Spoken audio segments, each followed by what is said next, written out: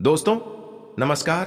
5 दिनों तक चलने वाले दीपावली के महापर्व में धनतेरस का त्योहार सबसे पहले दिन मनाया जाता है और हिंदू पौराणिक मान्यता के अनुसार धनतेरस की तिथि पर भगवान धनवंतरी का जन्म हुआ था। भगवान धनवंतरी को आयुर्वेद और अच्छी सेहत के देवता के रूप में पूजा जाता है। दिवाली पर धनतेरस के दिन भगवान धनवंतरी की पूजा करने से जीवन में सुख समृद्धि ऐश्वर्य और अच्छी सेहत का आशीर्वाद प्राप्त होता है। साथ ही इस दिन खरीदारी करना भी बहुत शुभ माना जाता है। धनतेरस के दिन हर तरह के शुभ कार्य प्रारंभ किए जा सकते हैं। इस दिन विशेष रूप से सोना और चांदी के आभूषण नए बर्तन आदि खरीदे जाते हैं। धनतेरस के दिन इस प्रकार की विशेष चीजें खरीदने पर माता लक्ष्मी जी का आशीर्वाद मिलता है। ऐसी मान्यता है कि धनतेरस के दिन हम जिस भी वस्तु की खरीदारी करके लाते हैं उसमें 13 गुना की वृद्धि होती है। इसलिए आपको ध्यान रखना है कि कोई भी ऐसी गलती ना करे, ऐसी वस्तु खरीद कर ना लाए जिससे कि अशुभता आ जाए। तो धनतेरस के दिन ये चीजें कौन सी है, खासकर मैं आज के वीडियो में आपको बताऊंगा कि आपको इन 13 विशेष चीजों में से आपको कुछ ना कुछ वस्तुएं खरीदनी ही चाहिए। अगर आप ये सभी 13 वस्तुएं ना खरीद पाएं तो इनमें से जो भी आपकी समर्थ हो वह वस्तु आप घर पर खरीद कर ला सकते हैं। धनतेरस के दिन माता लक्ष्मी जी, कुबेर देवता और धनवंतरी भगवान की पूजा करने से घर हमेशा धन धान्य सुख सुविधा और वैभव से भरा रहता है। धनतेरस के दिन जो लोग सोने चांदी से बने हुए आभूषण या सोना चांदी ना खरीद पाएं, उन्हें भी इस दिन कुछ चीजें अवश्य ही खरीदनी चाहिए। सबसे पहली वस्तु है नई झाड़ू। धनतेरस के दिन नई झाड़ू खरीदना बहुत ही शुभ माना जाता है। झाड़ू को माता लक्ष्मी जी का प्रतीक माना जाता है और ऐसा माना जाता है कि नई झाड़ू से धनतेरस के दिन पहले पूजा करके फिर उसका प्रयोग करने से घर की सारी नकारात्मक ऊर्जा दूर हो जाती है और घर में सुख समृद्धि का वास हो जाता है। अगर हो सके समर्थ हो तो धनतेरस के दिन एक झाड़ू का गुप्त दान करना चाहिए। इसे आप मंदिर में किसी चौराहे पर या ऐसी जगह पर जहां से कोई भी जरूरतमंद व्यक्ति इस झाड़ू को उठाकर ले जाएं, वहां पर आपको रख देना चाहिए। दूसरी वस्तु है साबुत धनिया। धनतेरस के दिन आप कुछ लेकर आए या ना आए, साबुत धनिया तो हर कोई ला सकता है। साबुत धनिया लाकर दिवाली के दिन उससे पूजा करने के बाद अपने ही घर में क्यारी में या गमले में डालना चाहिए। और ऐसा करने से कहा जाता है कि घर में आपके जो भी धन है, जो भी आए हैं, उसमें बरकत होने लगती है। अगर आए दिन अनावश्यक रूप से खर्चे होते हो तो उसमें भी रोक लग जाती है। इस दिन नमक भी खरीद कर लाना चाहिए। नमक अगर आप ढेली वाला लाते हैं तो और भी शुभ है, लेकिन आज कल ढेली वाला नमक मिलना हर जगह पॉसिबल नहीं होता है। तो आप जो भी नमक आपको मिल पाता हो वो नमक आप इस दिन घर पर लेकर आए। धनतेरस से लेकर दीपावली के अगले दिन गोवर्धन और भाई दूज तक आप इसी नमक का प्रयोग करें और इन 5 दिनों तक लगातार आपको नमक का पोछा भी घर में लगाना चाहिए। ऐसा करने से एक तो दरिद्रता दूर हो जाती है और घर से नकारात्मक ऊर्जा भी दूर हो जाती है। चौथी वस्तु जो आपको घर पर लानी चाहिए वो है गोमती चक्र। कहते हैं जिस घर में गोमती चक्र होता है वहां सुख सौभाग्य और समृद्धि की वृद्धि होती है। गोमती चक्र घर पर रखने से वास्तु दोष भी दूर हो जाता है। और अगर घर परिवार में किसी भी सदस्य में आत्मविश्वास की कमी हो तो धनतेरस के दिन गोमती चक्र लाकर उनके हाथ से पूजा करवाकर फिर बाद में आपको इन गोमती चक्र को अपने मंदिर में या फिर धन रखने के स्थान पर आपको रख देना चाहिए। ऐसा करने से जो भी संबंधित परेशानी है वो दूर हो जाती है। आपको ये सारी वस्तुएं मार्केट में पूजा वाली दुकान में बहुत आसानी से मिल जाएंगी। 5वीं वस्तु है कौड़िया। कौड़ियां आपको सफेद, भूरी, पीली या चितकबरी मिल जाएगी, लेकिन आपको जो कौड़ियां लानी है वो दिया तो सफेद लेकर आए या फिर पीले रंग की कौड़ियां लेकर आए। कहते हैं जिस घर में कौड़ियां होती है वहां पर माता लक्ष्मी जी हमेशा वास करती है। कौड़ियां माता लक्ष्मी जी को आकर्षित करती है, इसलिए आज के दिन आप 5, 7, 11 या 13 कौड़ियां लाकर आप चाहें तो धनतेरस की शाम को या फिर दीपावली की रात को इनकी पूजा करके रोली, अक्षत, कुमकुम अर्पित करके फिर एक लाल कपड़े में बांधकर आपको अपने घर में जहां पर भी आप धन रखते हैं वहां रख देना चाहिए। हर साल आप इन्हीं पुरानी कौड़ियों की पूजा कर सकते हैं। हर साल आपको कौड़ियां खरीदने की आवश्यकता नहीं है। यदि आप नई कौड़ियां खरीदना ही चाहते हैं तो पुरानी कौड़ियों को आप जल में प्रवाहित कर दें। छठी वस्तु है श्रीयंत्र। श्रीयंत्र खरीदते समय देख लीजिएगा कि उस पर सभी चिन्ह, सभी जो भी निशान होते हैं वो अच्छे से अंकित होने चाहिए। श्रीयंत्र जिस घर में होता है नियमित रूप से श्रीयंत्र की पूजा जिस घर में होती है वहां पर भी कभी धन का अभाव नहीं रहता। श्रीयंत्र की उत्पत्ति को लेकर धार्मिक प्राणों में उल्लेख मिलता है कि एक बार माता लक्ष्मी जी अप्रसन्न होकर पृथ्वी से वैकुंठ लोक चली गई। माता के रुष्ट हो जाने से धरती पर बहुत सारी समस्याएं प्रकट हो गईं। ब्राह्मण और महाजन बिना लक्ष्मी जी के निधन हो गए। तब ब्राह्मणों में श्रेष्ठ वशिष्ठ मुनि ने निश्चय किया कि मैं लक्ष्मी जी को प्रसन्न कर पृथ्वी पर वापस ले आऊंगा। जब मुनि वशिष्ठ बैकुंठ में जाकर महालक्ष्मी जी से मिले तो उन्हें पता चला कि माता लक्ष्मी जी तो अब प्रसन्न है और वह किसी भी स्थिति में पृथ्वी पर आने को तैयार नहीं है। तब वशिष्ठ जी ने वहीं पर बैठकर भगवान विष्णु की आराधना शुरू कर दी। नारायण ने प्रसन्न होकर मुनि वशिष्ठ को अपने दर्शन दिए। वशिष्ठ जी ने श्री हरि विष्णु से कहा कि हम पृथ्वी पर बिना लक्ष्मी जी के बहुत दुखी हैं, हमारे सारे आश्रम उजड़ गए, धरती पर वैभव खत्म होने वाला है। यह सुनकर भगवान विष्णु वशिष्ठ मुनि को साथ लेकर माता लक्ष्मी जी के पास गए और उन्हें मनाने की कोशिश की, लेकिन फिर भी माता लक्ष्मी जी नहीं मानी। तब उन्होंने कहा कि मैं किसी भी स्थिति में पृथ्वी पर वापस जाने को तैयार नहीं हूं। जब चारों दिशाओं में माता लक्ष्मी जी के पृथ्वी पर वापस न आने की बात फैल गई, तब देवताओं के गुरु बृहस्पति जी ने एक युक्ति सुझाई। उन्होंने कहा कि अब श्री यंत्र साधना ही एकमात्र उपाय बचा है जिससे माता लक्ष्मी जी को धरती पर आना ही पड़ेगा। गुरु बृहस्पति जी के निर्देशों से श्रीहरि ने धातु पर श्री यंत्र का निर्माण किया और उसे मंत्र सिद्ध प्राण प्रतिष्ठा युक्त करते हुए दीपावली के 2 दिन पूर्व धन त्रयोदशी को श्रीयंत्र पर स्थापित करके विधि विधान से उसका पूजन किया।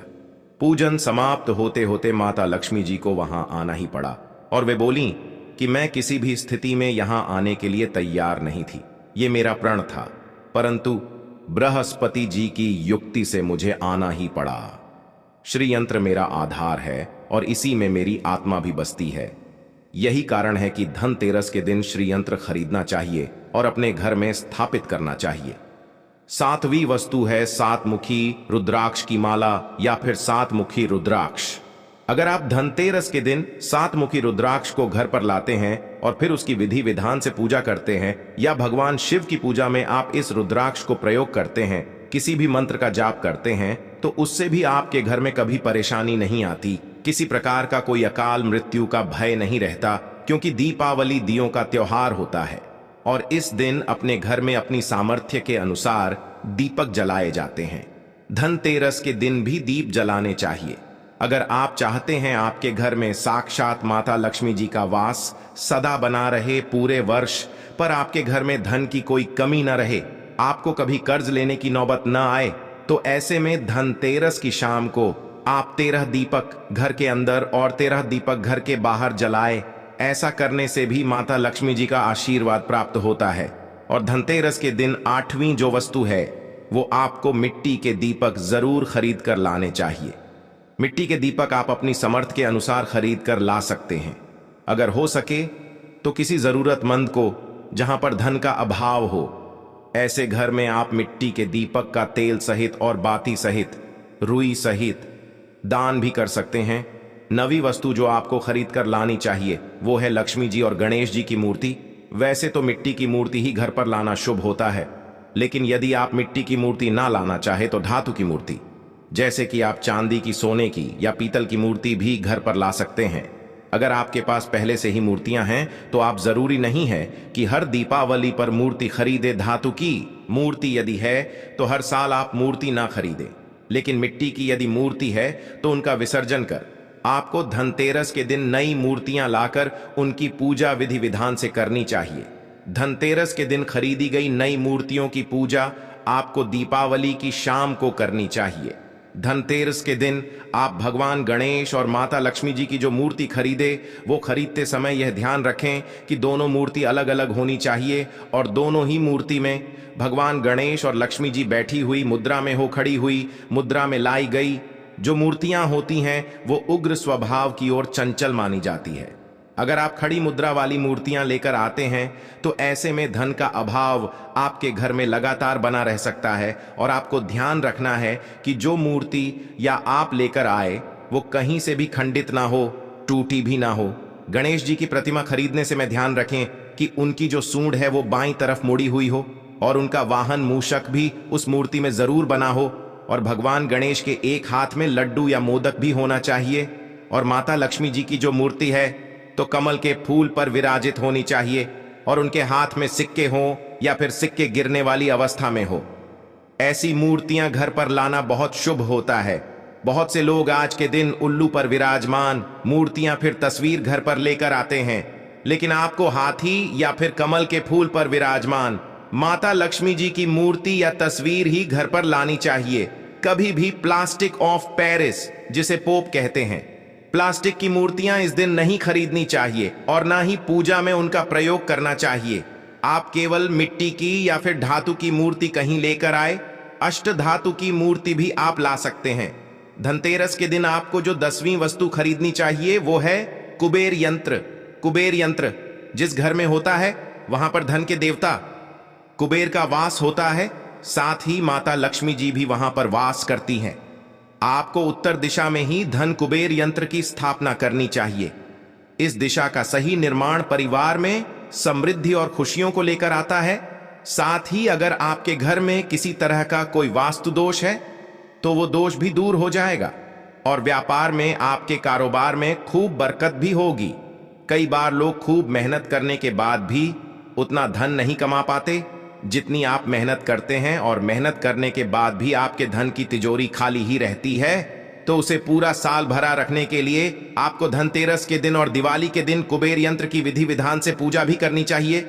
कुबेर देवता के मंत्र ओम यक्षाय कुबेराय वैश्रवणाय धन धान्याधिपतये धन धान्य समृद्धि का कम से कम 1 माला या 51 बार जाप करना चाहिए। 11वीं वस्तु है सोने चांदी के आभूषण या फिर सिक्का। अपनी सामर्थ्य के अनुसार आपको आज के दिन सोने चांदी के आभूषण या फिर कोई भी चांदी का सिक्का खरीदना चाहिए, और उसकी भी पूजा आपको करनी चाहिए। यदि आपकी समर्थन ना हो तो आप सोने चांदी के आभूषण या सिक्के के बजाय मिट्टी के बर्तन या 1 चम्मच भी आज के दिन यदि खरीद कर घर लाते हैं तो उससे भी आपके घर में पूरे साल खूब बरकत होती है। सब जानते हैं कि धनतेरस के दिन नए बर्तनों की खरीदारी की जाती है, लेकिन नए बर्तनों में भी आपको यह ध्यान रखना है कि आज के दिन यदि आप पीतल के बर्तन खरीद कर लाते हैं तो वो ज्यादा शुभ होते हैं। आप पुराने टूटे हुए बर्तनों को बदलकर भी नए बर्तन घर पर खरीद कर ला सकते हैं। जिसकी यदि सामर्थ्य बर्तन खरीदने की ना हो तो उन्हें आज के दिन केवल पूजा से संबंधित जो भी सामग्री है वो खरीद कर घर लानी चाहिए। ऐसा करने से भी आपको धन कुबेर भगवान और माता लक्ष्मी जी का आशीर्वाद प्राप्त होता है। जिसकी अगर समर्थ हो तो वो अपनी सामर्थ्य के अनुसार लेकिन कुछ भी चाहे वो खरीद सकता है। लेकिन बर्तनों में आपको लोहे के बर्तन इस दिन भूल से भी नहीं खरीदने चाहिए। लोहे के बर्तन खरीदने से एक तो शनि दोष लगता है, शनि ग्रह से संबंधित परेशानियां आपके जीवन में, आपकी कुंडली में, घर परिवार में आ सकती है, और राहु केतु ग्रह भी पलवान हो जाते हैं। तेरी वस्तु है पूजा का सामान और धार्मिक पुस्तकें। अगर आप अब तक बताई गई सभी 12 वस्तुएं खरीदने में असमर्थ हैं तो आज के दिन यदि आप अपने घर में पूजा से संबंधित कोई भी वस्तु खरीद कर लाते हैं, जैसे कि मिट्टी के दिए वगैरह कुछ भी लेकर आते हैं, तो उससे भी आपको धनतेरस के दिन की गई पूजा का पुण्य अवश्य ही प्राप्त होता है। अगर आपको पूजा से संबंधित कोई सामान लाना है, जैसे कि रोली, अक्षत, कुमकुम, कलावा या फिर कोई भी सामान, लौंग, इलायची, पान, सुपारी, बताशा, तो वो भी आप इस दिन खरीद कर ला सकते हैं। इसके अलावा अब धार्मिक पुस्तकों में जैसे कि व्रत कथाएं हैं या फिर पूरे हफ्ते पढ़ने वाले जो भी व्रत त्योहार है, आरतियों की किताब है, और अगर आप पढ़ते हो तो आप पुराण भी अपने घर पर ला सकते हैं।